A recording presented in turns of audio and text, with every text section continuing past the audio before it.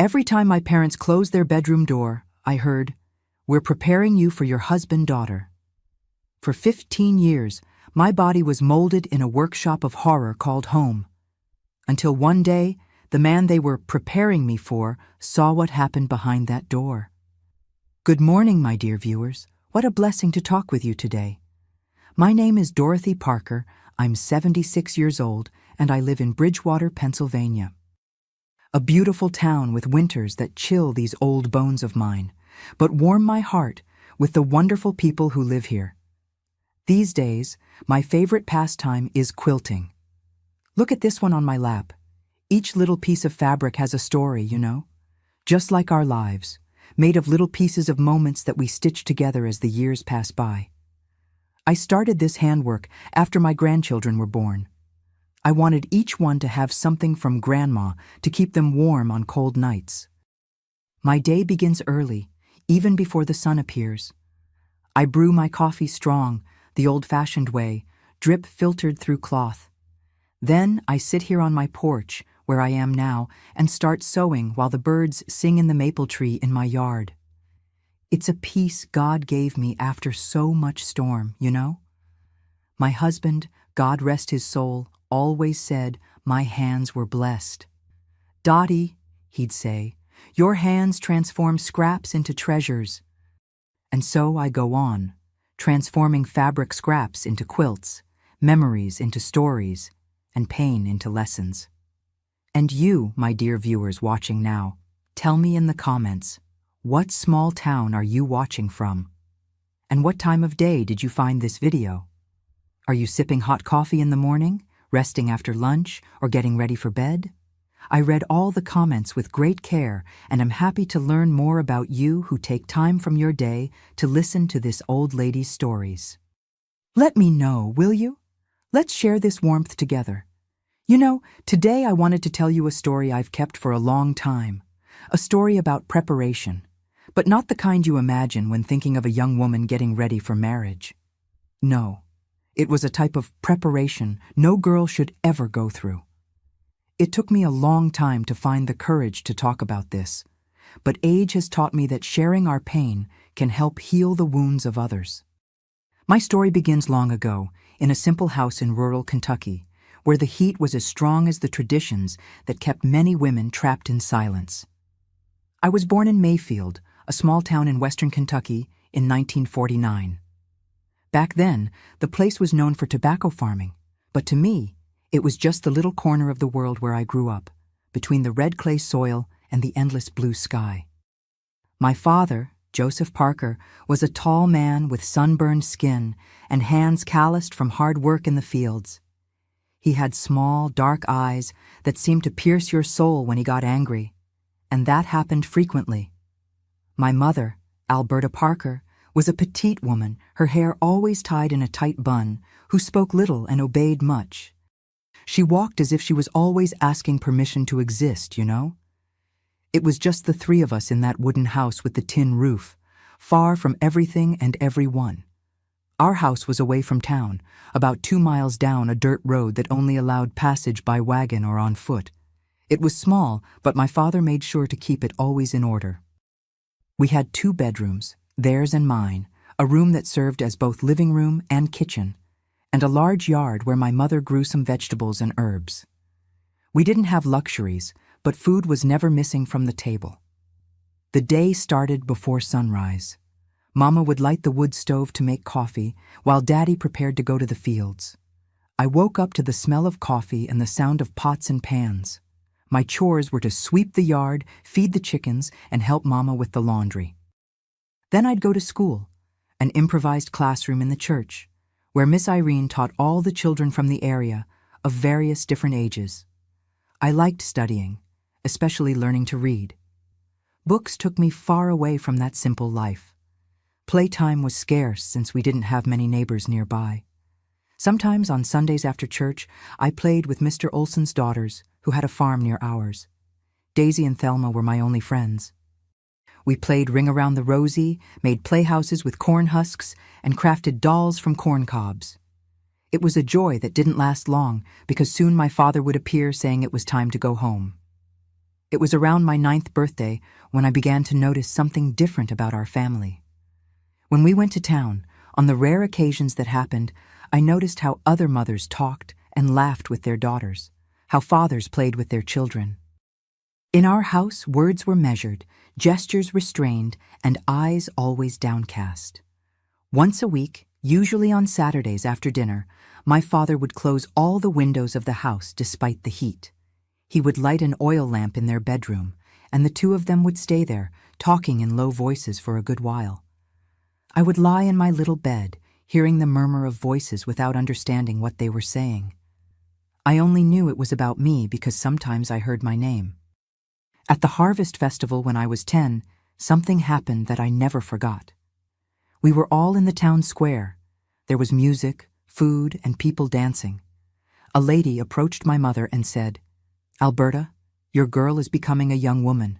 She'll start to blossom soon." My mother turned pale, and my father, who was nearby, came right over and took us home before the procession even began. That night, I heard their conversation louder than usual. "It's time to start, Alberta," my father said. "She needs to learn before it's too late." The following week, I began to notice changes in the routine. My mother started teaching me household chores more rigorously. "A woman needs to know how to keep house to please her husband," she repeated. My father watched from a distance, with that look that gave me chills. At night, the conversations in their room grew longer. At school, Miss Irene began looking at me differently. One day, after class, she called me over and asked if everything was all right at home. I didn't understand the question. "Everything's normal, Miss Irene," I answered. She held my hands and said, "If you ever need to talk, I'm here." That stayed on my mind for days. At Daisy and Thelma's house, their mother, Mrs. Olson, was a cheerful woman who sang while she worked. Their father, Mr. Olson, told stories and brought candies for his daughters when he returned from town. It was so different from my house, where laughter was as rare as rain in August. When I turned 12 on a hot Sunday afternoon, we returned from church and my parents were different. My father more serious than usual, and my mother with red eyes. After lunch, he called me and said, "Dorothy, you are no longer a child. It's time to learn what a woman needs to know to be a good wife. From today, you will receive special teachings." I didn't understand what that meant, but I felt a knot in my stomach that wasn't from hunger. It was on this day that a chapter of my life began that I tried to forget for many years. The week after my 12th birthday, on a Thursday night, after we finished dinner, that ham and beans that my mother knew how to make so well, my father locked the front door and the windows of the house. He looked at my mother and nodded. She rose in silence, took my hand, and said, "Come, daughter, let's begin your preparation." I followed the two of them to their bedroom, feeling my legs as heavy as if they carried stones. The oil lamp was lit, leaving the room in a yellowish half-light that formed strange shadows on the walls. My father sat on the edge of the bed, and my mother placed me standing in front of him. "Dorothy," my father began with that voice that allowed no interruptions, "every young girl needs to learn to be a good wife before marriage. Your mother and I are going to teach you what you need to know to please your future husband. It's our duty as parents." My mother remained at his side, looking at the floor, her trembling hands adjusting the apron over her simple dress. "Pay attention to what your father is going to teach you," she murmured. "It's for your own good." What happened that night, and on the nights that followed, stayed locked within the walls of that room and in the invisible marks on my soul. These weren't lessons in cooking or sewing they were teaching me there. They were lessons in silence, in obedience, in how a woman should behave to satisfy a man. "We're preparing you for your husband. He will thank us for this." That was the phrase my father repeated at the end of each lesson, while my mother wiped my tears with a damp cloth and whispered prayers that didn't seem to reach anywhere. Thursday nights became a nightmare that repeated every week. I spent the days counting the hours, praying for something to happen, for that day to never come. On the following mornings, I went to school with red eyes and a heavy soul, unable to pay attention to Miss Irene's lessons. On one of those mornings, the teacher called me after class. Dorothy, something's hurting you, isn't it? I shook my head in denial, but my eyes betrayed me. You can trust me, she insisted. The words got stuck in my throat. How to explain something I didn't fully understand myself? How to talk about what happened in my parents' bedroom? Fear silenced me. If you ever want to talk, I'll be here, she said, squeezing my hand. I ran out, afraid that words would escape and bring more problems to my life. At 14, my body already showing the changes of adolescence, the lessons intensified. My mother began teaching me how to dress, how to walk, how to serve at the table. A man likes a woman who knows her place, she would say, while showing me how to lower my head in submission. Never question your husband, never deny him anything. That's how a marriage lasts. The strangest thing is that to the outside world, we were a normal family. On the rare occasions we went to church, my father was all smiles, greeting the pastor and neighbors. My mother, always silent, received compliments for having such a well-behaved daughter. Dorothy is an example of a proper girl, the ladies commented. If they only knew the price of that behavior. Life followed its course outside that house. The town of Mayfield grew with the expansion of the tobacco industry. New families arrived, business increased. I observed everything from a distance, like someone looking through a fogged window, unable to truly participate. My friends Daisy and Thelma were already talking about boyfriends, about dances, about dreams for the future. I could barely imagine a future beyond those walls that kept my secrets. Gradually, I distanced myself from them, unable to share my reality, ashamed of what happened at home. At 16, an event changed the course of history. It was market day in town, and, exceptionally, my mother had taken me to help carry the purchases. While she chose vegetables at Mr. Turner's stand, I went to the candy booth to buy a molasses cookie with the change I had saved. That's where I met Theodore. He had just arrived from Louisville to visit an uncle who lived in Mayfield. Tall, with fair skin tanned by the sun, green eyes like the waters of the Ohio River, and a smile that lit up his whole face. He was buying molasses candy, and when our eyes met, something strange happened inside me, a warmth different from what the Kentucky sun caused. "What's the best candy here?" he asked, looking directly at me. I was speechless for a moment, unaccustomed to being approached by a young man. "Miss Nancy's molasses cookies are the best in the county," I finally replied, eyes downcast, as I had learned. "Then I'll take 2. "One for me and one for the girl with the pretty eyes," he said, with a naturalness that startled me. I refused the cookie, explaining that my mother was waiting. He didn't insist, but asked my name before I left. "Dorothy," I answered, already moving away. "I'm Theodore, but you can call me Theo. I'll be around for a few weeks. Hope to see you again, Dorothy." I returned to my mother, my heart beating so hard I thought she might hear it. I didn't tell her about the young man, but on the way home, his green eyes wouldn't leave my mind. In the following weeks, I made up excuses to accompany my mother whenever she went to town. I met Theodore 3 more times, always quick, hidden conversations, but they lit a hope in me that I had never felt before. The last time we met before he returned to Louisville, Theo handed me a folded note and said, "Read it when you're alone, and keep it with you." I hid the paper in the lining of my dress and only managed to read it at night, by the weak light of an oil lamp after my parents were asleep. "Dorothy, I felt something special when I saw you. I'll come back for you in 2 months. If you feel the same, wait for me. Theo." That note became my treasure, my salvation. On lesson days, I closed my eyes and thought of those words, the promise of a different future. 2 weeks later, my father announced during dinner, "I have important news. Mr. Marlin's son from Louisville came to meet our family and expressed interest in Dorothy. The young man has a good situation. He's setting up a store in the city. It would be a good marriage." My heart raced. Louisville? Could it be? "What's his name?" I asked, trying not to show emotion. "Theodore. He's coming on Sunday to talk to me. If I approve, You'll be engaged." That night, I cried silently in my bed, but they weren't tears of sadness. For the first time, I cried with hope. Theo had found a way to officially ask for my hand in marriage, without raising suspicions. He would be my way out of that house, those lessons, that life. Sunday came, and Theodore appeared at our house, well-dressed, bringing gifts, a length of fabric for my mother and a special bottle of bourbon for my father.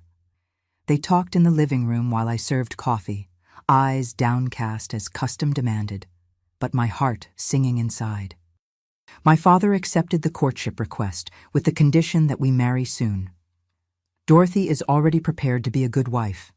We've been very careful with her education," he said, exchanging a look with my mother that made my stomach turn. "I'm sure you have, Mr. Parker. You're known in the county for the good upbringing you give your daughter," responded Theo, not knowing what those words really meant. We got engaged that very day. Theodore would return in 2 weeks to arrange the details of the wedding, which would take place in 3 months. When he said goodbye, he looked me in the eyes for a brief moment, and I saw there the silent promise of a better future. But what Theo didn't know, what no one beyond those walls knew, was that the lessons didn't end with the engagement. On the contrary. My father now seemed more determined than ever. "Now it's more important than ever, Dorothy," he said the following Thursday as he led me to the bedroom. "Your fiancé needs to find a wife who knows how to please him. We're preparing you for your husband. He will thank us for this." And so the Thursday nights continued, more intense, more painful, while I counted the days until the wedding, until the liberation that Theodore represented, not imagining that fate was preparing a twist that none of us could foresee. The days after the engagement passed slowly, each minute stretched by anxiety. While for other girls the engagement period was one of joy and preparations, for me it was a countdown to liberation, interspersed with nights that made me wish I had never been born. Thursdays continued to be the day of lessons. My mother now brought different clothes for me to wear, saying they were wife's clothes. She taught me to walk, to sit, to speak, or rather, not to speak. "A man doesn't like a woman who talks too much," she repeated while showing me how to serve food, how to make the bed, how to behave in the bedroom. "When your husband comes home tired from work, don't bother him with problems," my mother would say.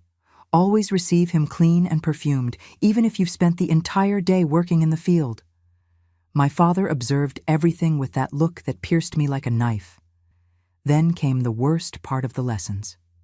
"A man has needs," he explained, while my mother left the room or stayed in a corner praying quietly. "A wife must never deny, never." What happened after that stayed within those walls, along with my silent screams, those you learn to swallow until they become a permanent knot in your throat. After each lesson, the same phrase, "We're preparing you for your husband. He will thank us for this." During the day, I focused on wedding preparations as a way to escape reality. My mother taught me to embroider the trousseau, to make bread, to prepare fruit preserves from the region. These normal tasks were like oases in the desert of my existence. As I embroidered the initials D and T on the towels, I imagined life with Theodore, away from there, away from the lessons, away from that room that smelled of fear. Theo appeared 2 more times before the wedding. Short visits, always watched by my father. I noticed he looked at me with curiosity sometimes, perhaps perceiving my excessive silence, my submission that went beyond what was common, even in that time when girls were raised to obey. But how to explain? How to tell my fiancé what kind of preparation I was receiving? Once, when we managed to be alone for a few minutes in the yard, my father had gone to get more coffee, and my mother was in the kitchen. Theo held my hands and asked, "Are you all right, Dorothy? You seem so sad." "If you don't want to marry me, just say so." "It's not that," I replied quickly, the fear of losing my only chance of escape tightening my chest. "It's just nervousness about the wedding." He smiled, that smile that lit up his green eyes. "You don't need to be afraid of me, ever. I will make you happy, I promise. 3 more weeks and you'll be Mrs. Theodore Marlin." If only he knew that the fear I felt wasn't of him, but of what I had become in my parents' hands. 2 weeks before the wedding, the lessons intensified. Now they were twice a week, Tuesdays and Thursdays. My body ached constantly, and I began having nightmares every night. I woke up in a cold sweat, trembling, my father's phrase echoing in my head. "We're preparing you. He will thank us." At school, Miss Irene noticed my change. "Dorothy, you're thinner, with dark circles under your eyes. Are you sick, child?" I denied it, as always, but she insisted. "Is it because of the wedding? Do you really want to marry this young man from Louisville?" "Yes, I do, Miss Irene," I answered, and it was the only truth I could tell. "Theo is good. He will take me away from here." She looked at me for a long time, as if trying to read something between the lines on my face. "I hope he makes you happy, child." "You deserve it." Did I really? After everything that had happened, what they had done to me, what they had forced me to do, did I still deserve to be happy? The doubt ate at me from within. 1 week before the wedding, my father announced a special lesson. "Tomorrow is the big rehearsal," he said during dinner, "to make sure you're really ready for your husband." That night was the longest of my life. Lying in my narrow bed, looking at the straw ceiling, I prayed to all the saints I knew. I asked the Virgin Mary to take me during sleep, to end that suffering once and for all. Sleep didn't come, and morning arrived relentlessly, as always. That day I didn't go to school. My mother told my father I needed to rest for the special lesson that night. I spent the day helping with household chores, every movement as if in a trance. I cleaned the house, fed the chickens, helped prepare lunch. Common tasks that now seemed like farewell rituals.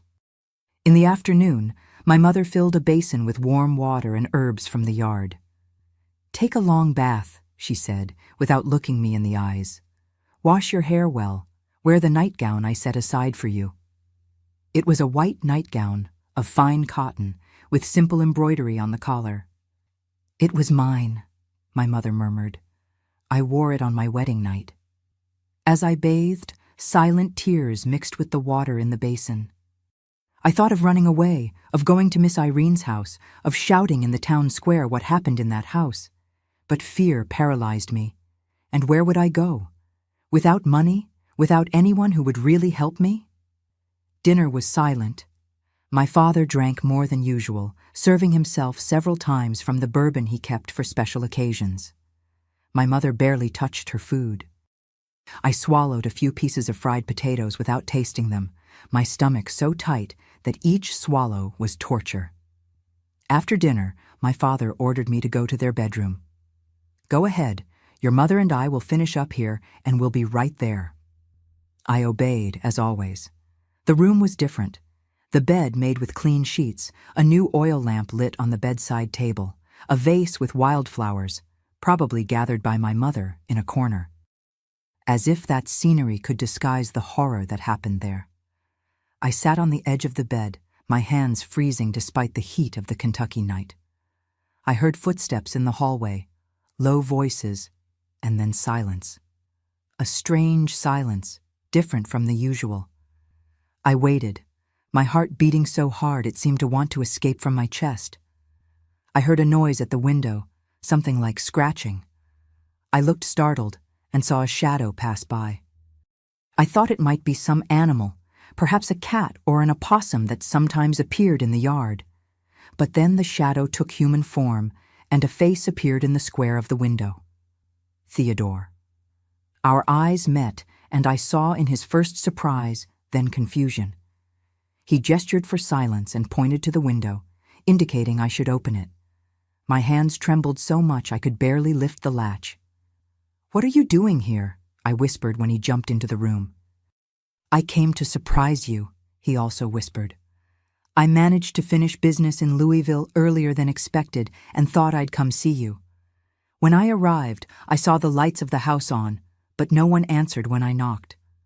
I went around and saw you enter this room. Why are you here, Dorothy? Isn't this your parents' room? Before I could answer, we heard footsteps in the hallway. Theo hid behind the door at the exact moment my parents entered. What happened next was etched in my memory like a nightmare scene that replays in slow motion. My father entered first, already shirtless, his eyes glazed from drinking. My mother came right behind, her face empty of expression like a rag doll. "Let's begin the final lesson," my father announced, unbuckling his belt. "Today you'll show everything you've learned." My mother sat in a chair in the corner, as she always did. That's when she noticed the open window. "Joseph, the window." My father turned, irritated. "Who opened this? Didn't I say that?" That's when Theodore came out from behind the door.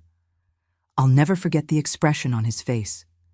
The green eyes I loved so much now darkened by a fury I didn't know, his face contorted in a mixture of disgust and anger. "What lesson is this that you're giving my fiancé?" he asked, his voice low and dangerous as I had never heard before. My father quickly regained his composure. "Theodore, what are you doing here? This is none of your business, boy. We are educating our daughter, preparing her for her husband," Theo completed. "I heard you in the hallway. We're preparing you for your husband. He will thank us for this." "That's what you tell her, isn't it?" My mother stood up, trembling. "You don't understand. It's for her own good, so that your marriage will be—" "Shut up, Alberta," my father shouted. Then he turned to Theo, his finger pointing. "Get out of my house now, boy. What we do with our daughter is our business. We raise her. We educate her the way we think best." Theodore stepped forward, placing himself between me and my father. "Educate? Is that what you call what you're doing to her? Look at her. Look at the fear in her eyes." That's when my father made the mistake. He lunged at Theo, his fist raised, shouting, "You don't know anything! We're making her become a real woman, a wife who knows how to satisfy a man." What followed was too fast. Theo dodged the blow and hit my father with a punch so hard it made him stagger backwards. My mother screamed, I screamed, and suddenly the silent house was full of screams and sounds of fighting. My father, despite the drink, was a strong man accustomed to hard work. Theodore was younger and driven by a fury that seemed to give him extra strength. The two grappled in the middle of the room, knocking over the oil lamp, which fortunately went out before causing a fire. In the dark, I only heard the sounds of the fight, the grunts, the blows. My mother ran out of the room, screaming for help, although there was no one nearby to hear. Suddenly, a stronger thud, and then silence. For a terrible moment, I thought my father had killed Theo. But then a hand held mine, a hand I would recognize among thousands. "Let's get out of here," Theodore whispered, pulling me out of the room. In the dark hallway, we passed the fallen form of my father, unconscious on the floor. My mother was in the living room, huddled in a corner like a frightened animal. When she saw us, she stood up. "Dorothy, daughter." Theo stopped, still holding my hand. "You knew what was happening. You knew and allowed it." "You don't understand," she murmured, tears running down her face, aged before its time. "He did the same to me. That's how things are. A woman needs to learn." "No, she doesn't," Theo exploded. "This isn't education. It's monstrosity, and I'm taking Dorothy away from here now." I looked at my mother one last time. Deep in her eyes, beyond fear and shame, I saw something that took me time to recognize: relief. As if a part of her, buried under years of submission, was happy to see me escape the fate that had been hers. "Go, daughter," she whispered. "Go and don't look back." Theodore took me out of the house where I had spent my entire life. The night was clear, full of stars, the air perfumed by the honeysuckle that grew wild in the yard. At that moment, under that Kentucky sky, I felt I was being born again. "Get up," Theo said, indicating the horse tied near the gate. "We're going to town. I have a room rented there." "And my father?" I asked, still in shock. "He'll wake up soon, and when he does, it's better we're far away." I mounted on the back of the horse, hugging Theo's waist as if he were my salvation in a stormy sea. As we moved away along the dirt path, I looked one last time at the house that had been my prison for so many years. The door was open, the silhouette of my mother outlined against the weak light of the interior. That night, I left behind not just a house, but an entire life of fear and humiliation. What I didn't know was that the road ahead would be as full of curves and obstacles as the one I was leaving behind. The room Theodore had rented at Mrs. Eunice's boarding house in downtown Mayfield was small but clean. A simple room with a single bed, a small table with a basin for washing the face, and a chest for storing clothes. That night, Theo left me alone in the room and went to sleep in the parlor of the boarding house, on an old sofa that Mrs. Eunice improvised as a bed. "Tomorrow we'll decide what to do," he said before leaving. "Now rest. You're safe here." Safe. A word I barely knew the meaning of. Lying in that strange bed, still wearing my mother's white nightgown, I trembled like a leaf in the wind, expecting at any moment to hear my father's footsteps in the hallway. Sleep came like a wave that suddenly swallowed me, exhausted as I was from fear and emotion. I woke up to loud knocks on the door. I opened my eyes, disoriented, not recognizing where I was, and then the memories of the previous night returned like a punch to the stomach. The knocking continued, more insistent. "Dorothy, open the door. It's urgent." It was Theo's voice, tense as I had never heard it. I jumped up and opened it. Theodore entered quickly, closing the door behind him. He was pale, his hair disheveled, his clothes wrinkled as if he had slept poorly. "Your father is in town," he said without preamble. "He's at the sheriff's office right now, filing a complaint against me for trespassing and assault, and against you for immoral behavior." I felt the blood drain from my face. Immoral behavior. That's how the world would see it. A daughter running away with her fiancé before the wedding. A scandal in a small town where everyone knew each other and gossiped. "He told the sheriff I seduced you, that we planned everything to take you away before the wedding," Theo continued, pacing back and forth in the cramped room. "He said he found you, with me, in their bedroom, and when he tried to defend your honor, I assaulted him." "But that's not true," I exclaimed, my voice trembling with indignation. "How can he lie like that?" Theo stopped and looked at me with an expression that mixed anger and sadness. "He can because no one knows the truth, Dorothy. No one knows what happened in that house. And do you think anyone would believe if we told them? A father doing that to his own daughter? And with the mother allowing it. People prefer to believe his version, the rebellious daughter, the unscrupulous fiancé. He was right, and that was the most terrible thing. Who would believe us against the word of Joseph Parker, a respected man in the community, known for being hard-working and religious? The shame I felt from years of abuse now mixed with the fear of public judgment. "What are we going to do?" I asked, feeling tears burning in my eyes. "We have to leave here, now," Theo replied. "Sheriff Wilson is a friend of your father's. He'll have me arrested before the end of the day." "Where to?" "To Louisville first. I have family there. We can stay for a while. After that, we'll see." At that moment, there was another knock at the door.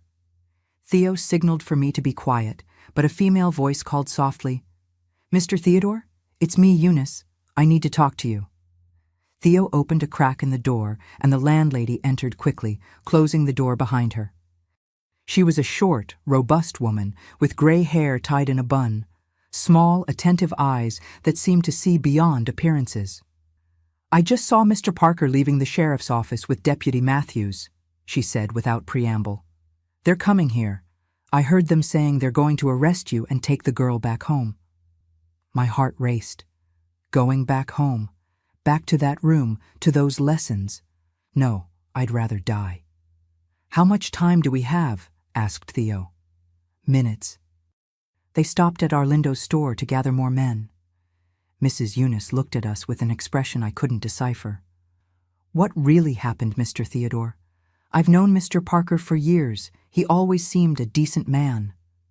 Theo hesitated, looking at me as if asking permission. I nodded slightly. What did we have to lose now? In a few words, Theo told Mrs. Eunice what he had witnessed the night before. The lessons, my father's phrases, the state in which he found me. He didn't go into details, but said enough for the woman to put her hand to her mouth, horrified. "My God in heaven," she murmured, making the sign of the cross. That man, with his own daughter, and the mother. "Do you believe us?" I asked, surprised. Mrs. Eunice approached and held my hands in hers, calloused from years of hard work. "Child, I'm old enough to know that evil often hides behind respectable faces. And your eyes? Your eyes speak the truth that your mouth is afraid to say." It was as if a dam broke inside me. The tears I had repressed for so many years began to fall, and sobs shook my body. Mrs. Eunice hugged me as my mother never had. A protective hug, without ulterior motives, without the weight of fear. "We don't have time for this now," she finally said, pulling away. "You need to leave here before they arrive. I have a nephew who works transporting cattle. He's leaving for Lexington in an hour. If you hide in the truck, among the boxes of merchandise, he can take you." "Lexington?" Theo hesitated. "I was thinking of Louisville." "Your father will look in Louisville first, boy. Everyone knows you're from there. Lexington is bigger, easier to get lost in the crowd. From there you can go wherever you want." It was a chance, perhaps the only one we would have. Theo quickly agreed. "Wear this," Mrs. Eunice said, pulling a simple dress from her apron pocket. "Leave the nightgown here. It's better not to take anything that reminds you of that house." While I hurriedly dressed behind a makeshift screen improvised with a sheet, Mrs. Eunice instructed Theo on how to find her nephew, Darrell, in the yard of the farmer's market. "He has a green truck, very old. Tell him Eunice sent you and that it's urgent. Darrell is a good boy. He'll understand." We had no luggage, nothing but the clothes on our backs. Theo had only the money he carried in his wallet, enough for a few days, no more than that.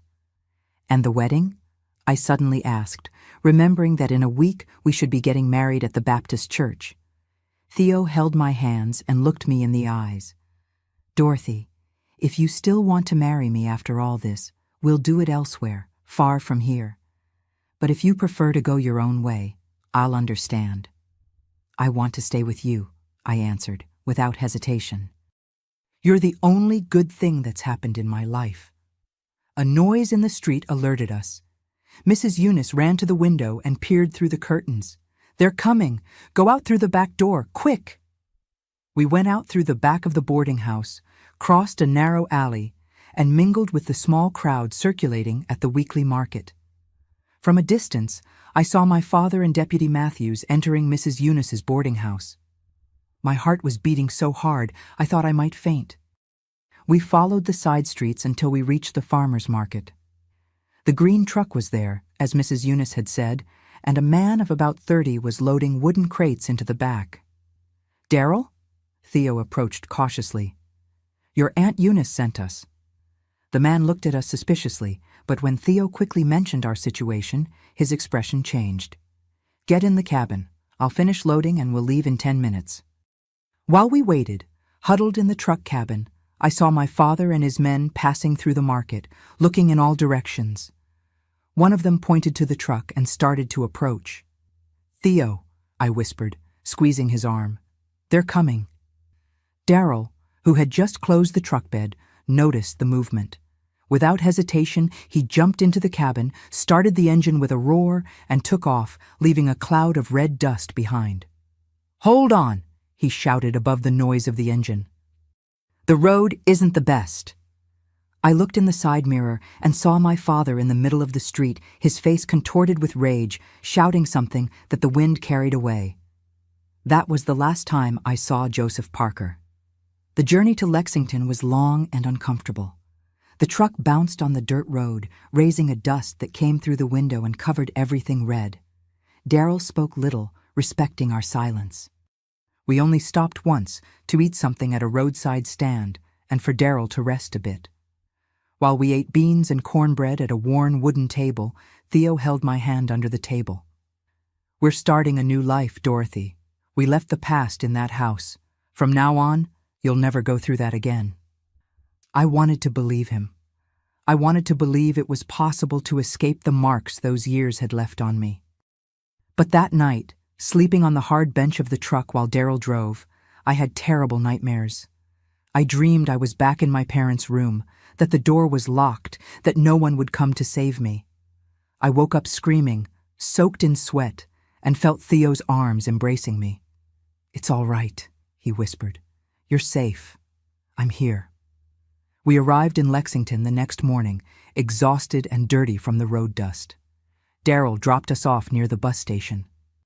"It's better not to stay too long in the city," he advised.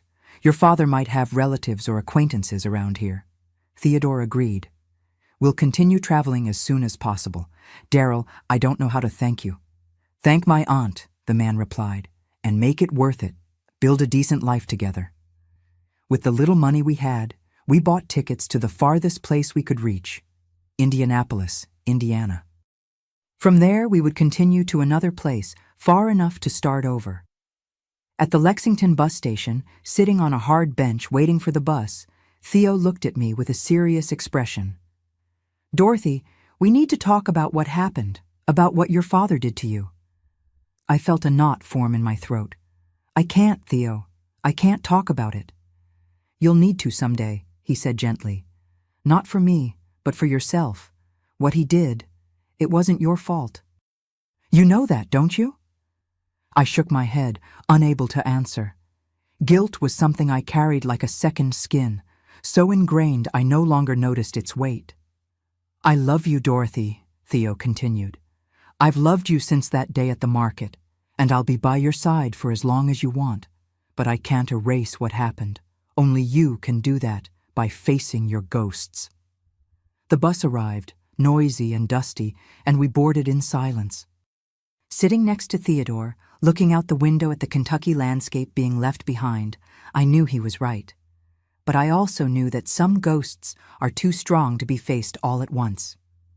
"Someday," I whispered to myself, as Theo fell asleep with his head resting on my shoulder. "Someday I'll be strong enough to look back without fear." What I didn't know was that this day would take more than 20 years to arrive. Indianapolis was just the beginning of a long journey. We arrived there with almost nothing in our pockets and hearts full of fear. We rented a small room in a boarding house near the bus station, the kind of place where no one asks many questions. Theo found work as a loader at the city market, and I took in laundry. It wasn't the life we had dreamed of, but we were together and far from that house in Mayfield. We married in a simple ceremony at the courthouse, without a party, without guests. Just the two of us and two witnesses we barely knew, the owner of the boarding house where we lived and his wife. Theo bought a cheap ring at a pawn shop, and I wore a light blue dress I had received from a church donation. It wasn't the white dress every girl dreams of, but for me it represented something much more important: freedom. "Now you are Dorothy Marlin," Theo said after the ceremony, kissing my forehead with affection. "A new life, a new name." But even with the new name and the distance, the fear persisted. I would wake up in the middle of the night thinking I had heard my father's voice. When I saw a man who looked like him on the street, my heart would race and my legs would weaken. Theo tried to help me, but there were wounds that not even his love could heal. We stayed in Indianapolis for almost a year. It was there I discovered I was pregnant with our first child. The news should have been cause for joy, but it filled me with dread. How could I be a mother after everything I had been through? What kind of mother would I be, with all those scars on my soul? "We'll be different from your parents," Theo promised, holding my hands while I cried. "Our child will grow up knowing what real love is." With the pregnancy, we decided it was time to look for a better place to live. Indianapolis was still too close to Mayfield, and the fear that my father would find us never completely disappeared. Theo had a distant cousin in Erie, Pennsylvania, who worked in a furniture factory and said he could arrange a job for him. Pennsylvania is far enough, Theo argued. We can really start over there. The journey to Erie was difficult. I was in my 5th month of pregnancy, and the bus bounced over roads that seemed endless. When we finally arrived, Theo's cousin, Jean, greeted us with a genuine smile and took us to his simple home in a remote neighborhood. You can stay here until you find a place, he offered. My Irma will like having female company. Irma, Jean's wife, was a woman with an easy smile and always busy hands. She had 2 small children and was expecting a 3rd. She welcomed me like a sister without asking questions about my past, respecting my silences. I can recognize pain in another woman's eyes, she told me once while we were making bread together. When you're ready to talk, I'll be here to listen. In Erie, Theo got a job at the furniture factory as a helper. The salary wasn't much, but it was enough to rent a small house in a simple neighborhood. We bought used furniture, second-hand curtains, and gradually we built our home. For the first time in my life, I had a place I could call my own, without fear. Our first child, Mark, was born on a cold night in July 1966. It was a difficult delivery. The doctor said I was too narrow, and the baby was big. After hours of suffering, I finally heard his cry, strong and indignant. When they placed him in my arms, something broke inside me. Looking at that little red face, I promised that he would never know the kind of pain I had known. Motherhood transformed me. For Mark, I found strength I didn't know I had. The sleepless nights, the diapers to wash, the painful nursing, all of this was different from the pain I had known before. It was a pain that came with purpose, with love. Theo proved to be a dedicated father. He came home tired from work, but always had energy to play with his son, to help with the care, to give me a moment of rest. He never brought up the subject of my past, respecting my silence, but was always attentive to the signs. When I tensed at some noise, when I suddenly pulled away from his touch, when I woke up screaming in the middle of the night. One day at a time, he used to say. We're building something new here. The years went by. Mark grew up, and in 1968 we had our daughter Celia. Our life in Erie was simple, but stable. Theo was promoted to cabinet maker at the factory, and I started selling homemade candies to supplement our income. The children attended the public school in the neighborhood, had friends, were normal children, something I had never been. But the past has a way of finding us, even when we think we've escaped it. In early 1970, we received a letter that would change everything again. It was from Mrs. Eunice, the landlady of the boarding house in Mayfield, who had helped us escape. She had gotten our address through her nephew Darrell, who in turn had found Jean during a delivery in Erie. Dear Dorothy and Theodore, said the letter in the lady's shaky handwriting. I hope this letter finds you well and in good health. I have news that I believe you should know. Joseph Parker, Dorothy's father, died 2 weeks ago from a fever that wouldn't break. Before dying, he confessed to Pastor Anson the sins he committed against his own daughter. The pastor, respecting the confidentiality of the confession, didn't reveal details, but said that Joseph departed repentant and asking for forgiveness. Alberta, your mother, Dorothy, is very ill and asks to see you one last time. She is living with the Olson family, who took her in when she was left alone. If you can, come. If you cannot or do not want to, I will understand. May God bless you. I read the letter 3 times, my hands trembling more and more. My father was dead. Dead. The one who had been the center of my nightmares for so many years no longer existed, and my mother, the one who had allowed everything to happen, was asking to see me. I showed the letter to Theo when he returned from work. He read it in silence, his face serious. What do you want to do? He finally asked. I don't know, I answered honestly.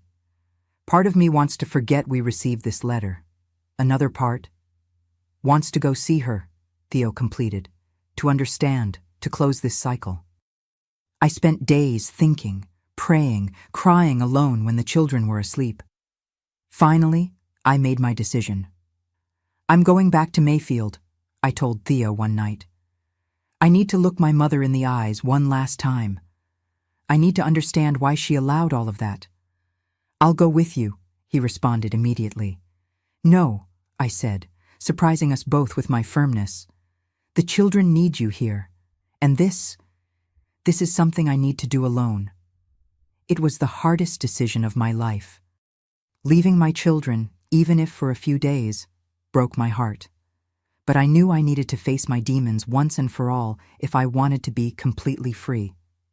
The journey back to Mayfield was like going back in time. The bus, the red dust, the heat of the countryside, it all brought back memories I had tried to bury. When I got off at the small-town bus station, I felt my legs weakening. 5 years had passed since I fled from there with Theo on that fateful night. The town had changed little. Some new houses, a renovated square, but the essence was the same. I walked to Mrs. Eunice's boarding house, my heart beating so hard I thought it might explode. The lady received me with tears in her eyes. "Dorothy, you came! I can't believe it!" She hugged me tightly, and for a moment I allowed myself to be just a scared girl in the arms of someone who had helped me when I needed it most. "How is my mother?" I asked after I composed myself. "Bad, Mrs. Eunice answered honestly. "The doctors say it's her heart, but I think it's guilt that's killing her. Since your father died, she's withered like a plant without water." "Where is she?" "At Orlandina and Olson's house. You remember them? They had 2 daughters who were your friends." "Daisy and Thelma," I murmured, remembering the only friends of my childhood. "That's right. Daisy got married and moved away, but Thelma still lives with her parents. They were the ones who took in your mother when she was left alone." The next day, Mrs. Eunice accompanied me to the Olson house. It was a simple house at the entrance to town, with a large yard where chickens scratched freely. Thelma, now a grown woman, came to receive us at the door. "Dorothy," she said with a sad smile, "you've changed so much. You look beautiful." We entered, and she led me to a room at the back of the house. The smell of medicine and illness was strong. On the narrow bed, a skeletal figure breathed with difficulty. It took me a few seconds to recognize my own mother. Alberta was unrecognizable. The hollow face, the thin white hair, the yellowed skin. She seemed to have aged 30 years in just 5. When she saw me, her eyes widened and she tried to sit up without success. "Dorothy," she whispered, her voice almost inaudible. "You came." Thelma and Mrs. Eunice left discreetly, closing the door. I stood there, standing beside the bed, not knowing what to say, what to feel. Anger, pity, sadness, compassion, everything mixed inside me. "You can come closer," my mother asked. "I won't hurt you." I took 2 hesitant steps and sat on the edge of the bed. She extended a trembling hand and touched my face, her fingers cold as ice. "You look beautiful," she said. "You seem happy." "I am," I replied, surprised at the firmness of my voice.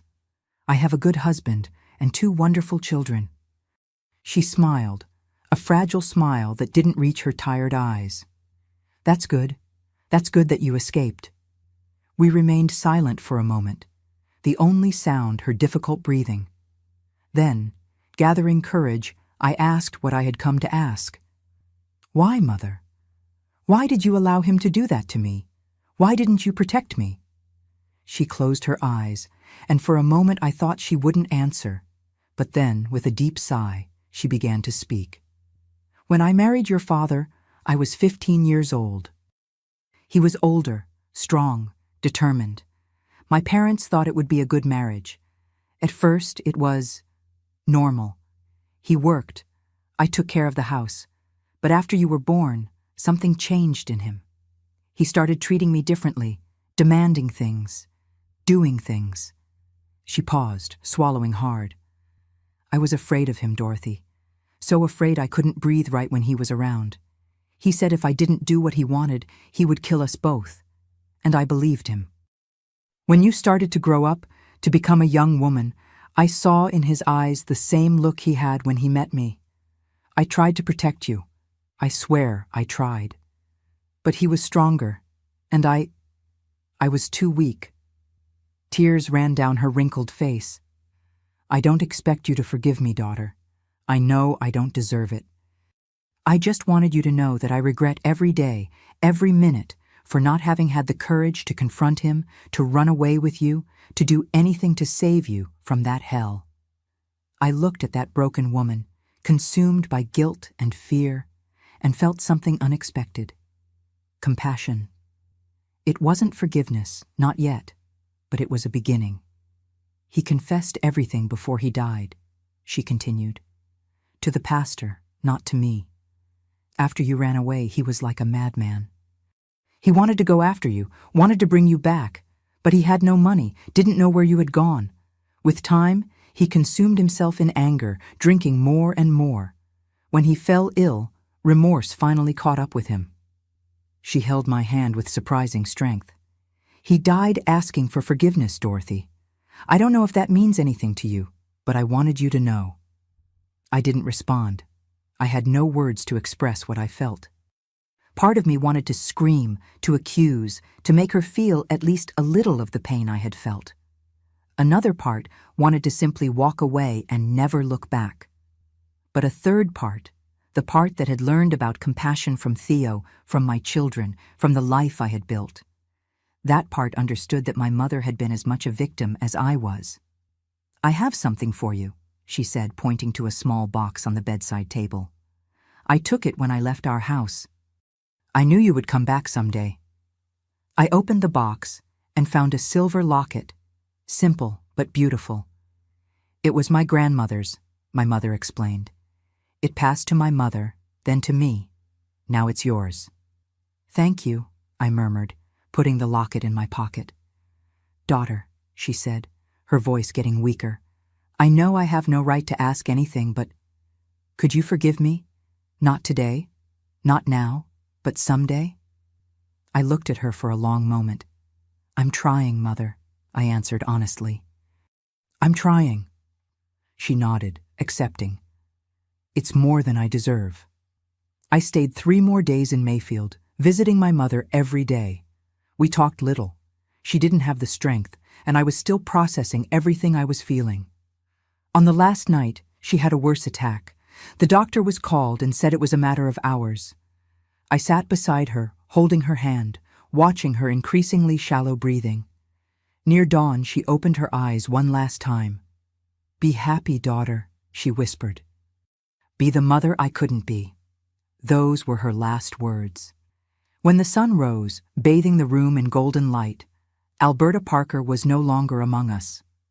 We organized a simple funeral. Few came, some neighbors, the pastor, the people who had cared for her in the end. I stayed by the grave after everyone left, looking at the simple cross with her name. Rest in peace, Mother, I said softly. I hope you find the peace you didn't have in life. That afternoon, before leaving, I went to the cemetery where my father was buried. I stood looking at the tombstone for a long time, saying nothing. There was no anger, no hatred, just an emptiness where fear had once been. He no longer had power over me. I returned to Erie with a strange feeling of lightness. It wasn't forgiveness. It wasn't forgetting. It was acceptance. The past had happened. It had marked me, but it didn't define who I was or who I could be. Theo was waiting for me at the bus station with the children. When Mark and Celia ran into my arms, I knew I had made the right choice. That journey to the past wasn't for my parents. It was for me. So I could finally look forward without the past pulling me back. How was it? Theo asked when we were alone, after the children had gone to sleep. Difficult, I replied, but necessary. I showed him the locket my mother had given me. It's the only thing I have from my family. The only thing I want to keep? He nodded, understanding. That night, after so many years, I told Theo everything, every detail of the teachings, every word, every pain. It was like draining an infected wound that had never properly healed. I cried until I had no more tears, and Theo just held me, without judgments, without advice, just present. When I finished, I felt as if I had set down a burden too heavy that I had carried for too long. "What happened to you was horrible, Dorothy," he finally said. "But it doesn't define you. What defines you is how you chose to live after that, with love, with dignity, raising our children to be good people." It was that night I really began to heal. It wasn't quick, it wasn't easy. There were bad days, nightmares, moments when the past seemed more real than the present. But there was also Theo. There were our children. There was the life we were building. And that was stronger than any pain. 2 years later, in 1972, an opportunity arose for Theo to work at a large carpentry shop in Bridgewater, Pennsylvania. The salary was better. The town offered more opportunities for the children. We decided to start over one more time. And it was there, in the cold lands of Pennsylvania, that we finally found the home we had searched for so long. Bridgewater welcomed us with its characteristic cold and open arms. At first, we found the climate so different from the Kentucky heat strange, but we soon adapted. We bought our first own house, small, simple, but truly ours. A little piece of land that no one could take from us. Theo prospered at the carpentry shop.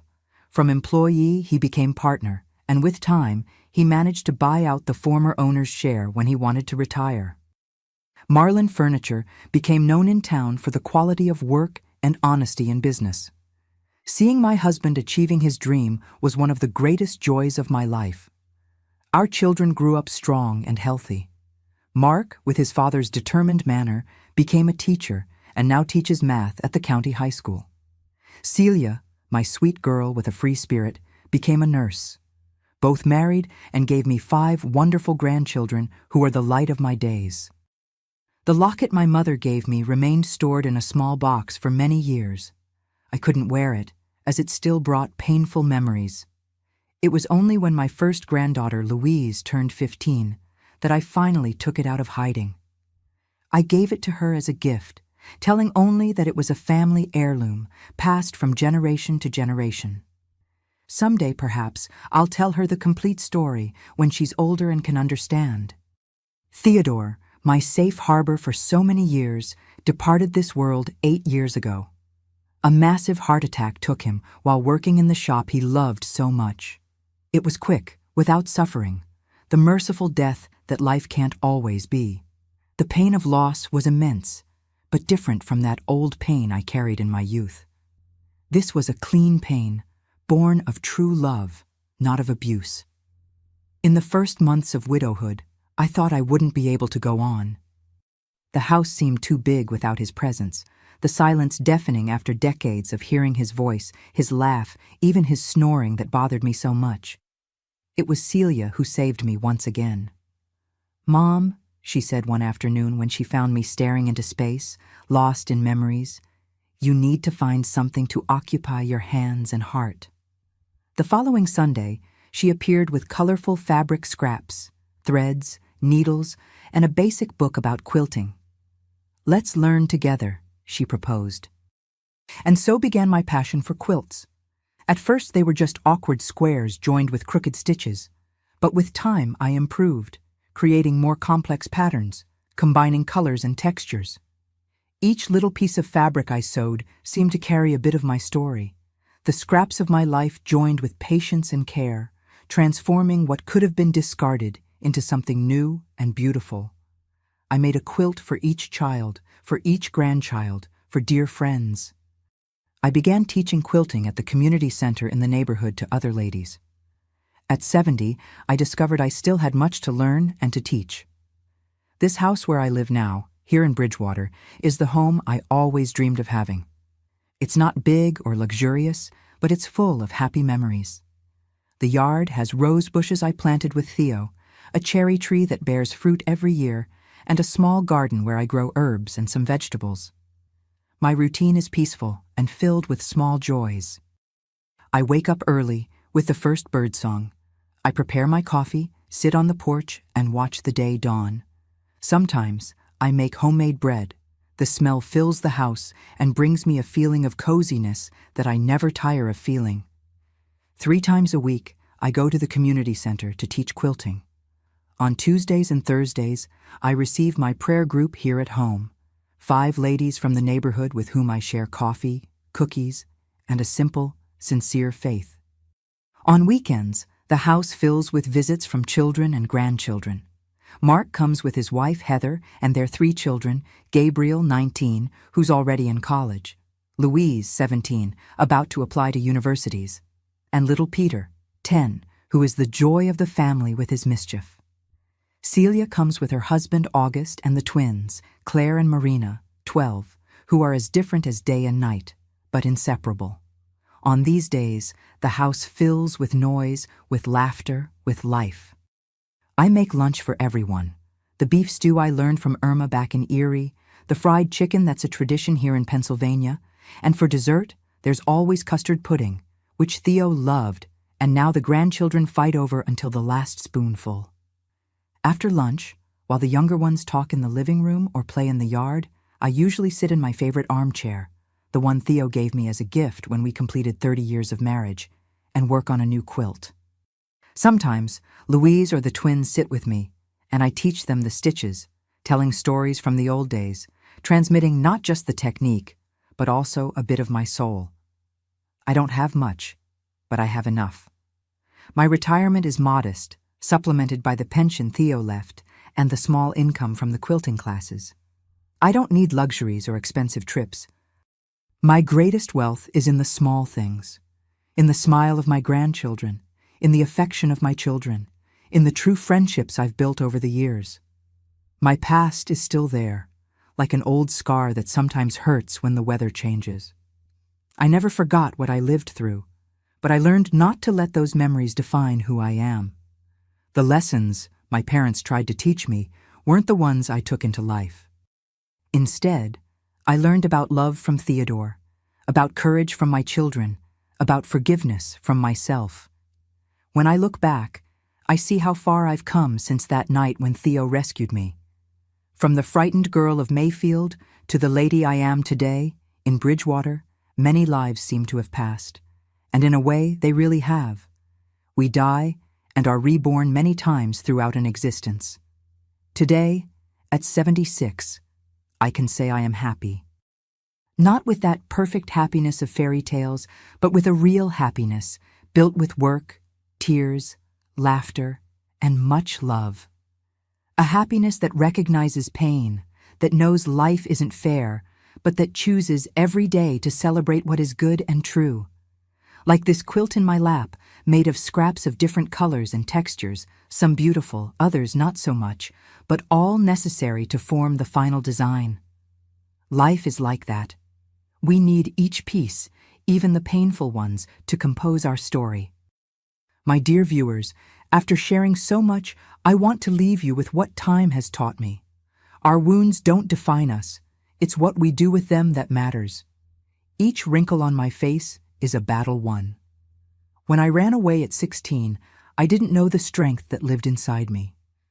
Today, at 76, I carry this certainty as a treasure. Even in the deepest darkness, our light never goes out. Those who should protect us sometimes hurt us the most. If this is happening to you, remember my words. It's not your fault. It never was. Your dignity remains intact, even when they try to take it from you. Look around you. There's always a Theodore, a Mrs. Eunice, a Miss Irene. People who see beyond appearances and extend a hand when we need it most. Seek them out. They exist. Pain leaves invisible marks, but just as I transform discarded scraps into colorful quilts, I've learned to embroider my scars with golden threads. Not to hide them, but to transform them into something beautiful. My voice trembled for decades, suffocated by fear. When I finally freed it, I discovered its power. The truth, even painful, sets us free. And by freeing ourselves, we can free others. I could have chosen the path of bitterness, but I preferred the path of love. Each smile I gave after leaving that house was a small revolution. My children, my grandchildren, my quilts, these are the chapters that really matter in my story. If my words touched your heart, I ask 3 simple things that can save lives. Subscribe to this Grandparents' Tales channel right now and turn on notifications. Your simple gesture is a light lit for someone in the darkness I once knew. Comment life, so I know you heard my story to the end and are with me in this mission of hope. Remember, no matter how long the night is, dawn always comes for those who have the courage to survive until then. I survived. You can too. God bless you, my dear viewers.